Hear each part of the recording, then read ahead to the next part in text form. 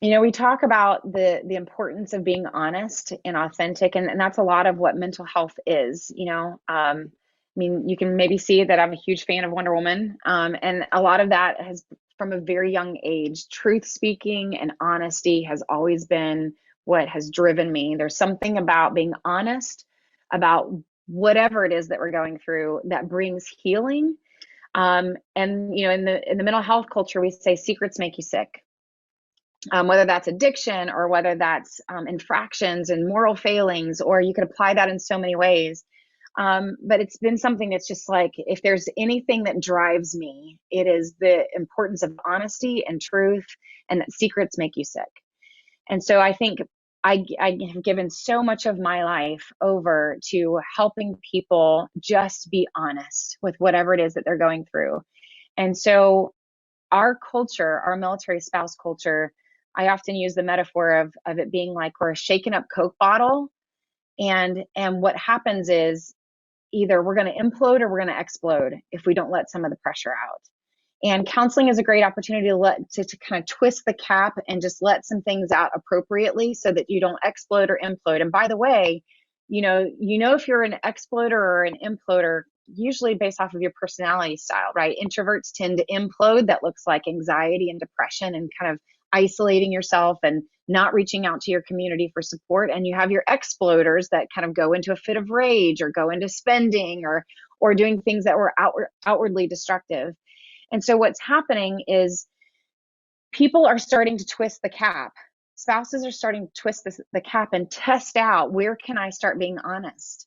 Where can I start talking about things? And by the way, I don't think spouses are even bringing it to their own marriages, because when you go to your spouse and you want to say, I'm struggling. I don't know if I can move again. I don't know if I can watch my kids go through this again. I don't know if I can go through another deployment again.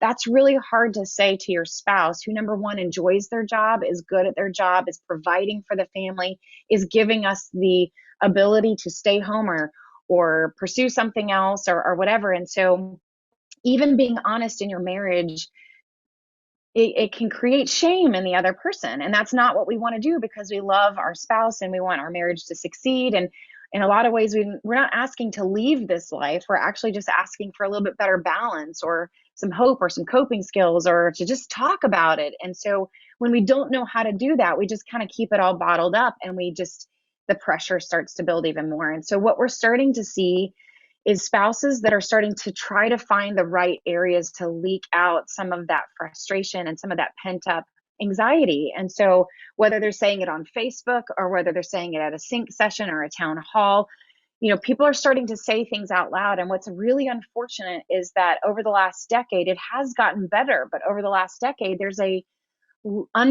undercurrent of bullying and shaming that happens in the spouse culture, where we start to say, you're just being negative, or you're not, pull up your big girl panties and drive through it. Or, I just had a conversation the other day last week with some good friends of mine, when I was talking about the fact that, this deployment has not been the easiest deployment that I've gone through, even just for me as a clinician. I had a breast cancer scare. My kids got COVID the week after.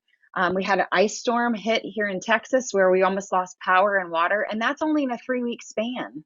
And I'm out there in the ice trying to figure out how to cover my pipes so they don't freeze, or what am I going to do to get groceries when I'm trying to quarantine? Like, there is just an immense amount of stress. And so I took that to my friends, and they said, Corey, it's okay to just survive, right? Like that, sometimes there's seasons where you just survive things. But there's something about our culture as spouses where, for some reason, that's not an option. For some reason, it's not an option to just survive through something. We got to figure out how to be independent, and we got to figure out how to have control, and figure out how to thrive through a deployment or a situation, and say, look what I did, look what I accomplished, when I don't know if that's humanly possible all the time. And so we've got to be able to start saying, you know what, no, things are really hard, or no, this does deserve a cry, or this does deserve I need to reach out to my friends and process this, and for my friends to validate the fact that this is hard. And so those are appropriate ways for us to start twisting that cap, so that we're not, putting it out on Facebook, because I'm seeing that as well. People are starting to say, I've even seen some spouses reaching out to commanders and going, "This is not okay for our life or our family to be treated such and such way."